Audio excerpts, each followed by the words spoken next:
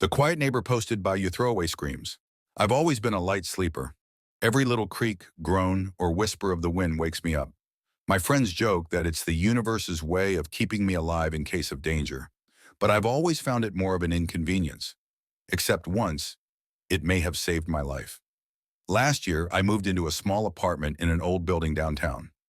The walls were thin, the pipes groaned at night, and the floors creaked, but the rent was cheap and I was desperate. The landlord told me the place had been empty for months, so I jumped at the chance. My only neighbor was a man named Mr. Avery, who lived across the hall. Mr. Avery was strange. He was in his late 60s, walked with a limp, and had deep, sunken eyes that always seemed to be watching. He rarely spoke, but would nod curtly if we crossed paths. Sometimes, late at night, I'd hear noises coming from his apartment, soft, rhythmic thuds, or what sounded like muffled whispers. I told myself it was just the building settling, or maybe he was moving furniture. One night I was jolted awake by a noise so sharp it sent shivers down my spine. A scream.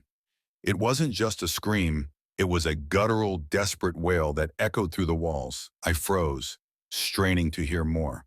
The scream came again, followed by heavy thuds, as if someone was pounding on a door. Then silence. My heart raced. I wanted to believe it was my imagination, but I knew what I'd heard.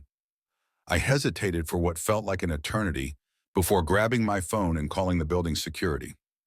"Someone's screaming in my building," I whispered. "Which unit?" the guard asked, sounding groggy. I, I think it's my neighbor.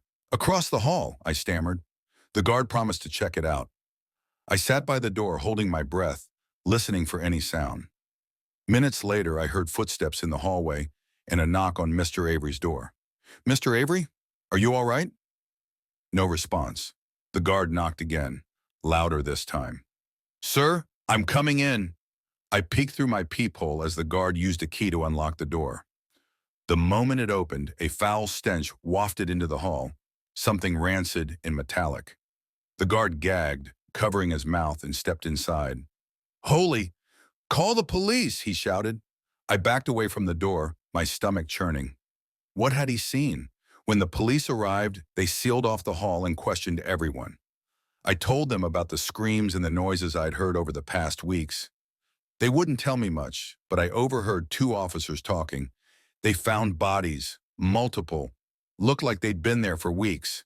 The next day, the news broke. Mr. Avery wasn't Mr. Avery. He was a drifter using a fake name. The real Mr. Avery had been dead for months, stuffed in a chest in the apartment. The drifter had been killing people, strangers he'd lured in, and keeping their bodies hidden.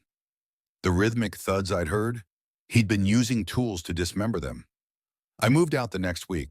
I still wake up at night, but now it's not the creaks or groans that scare me. It's the memory of those screams and the thought of how close I came to becoming one of them.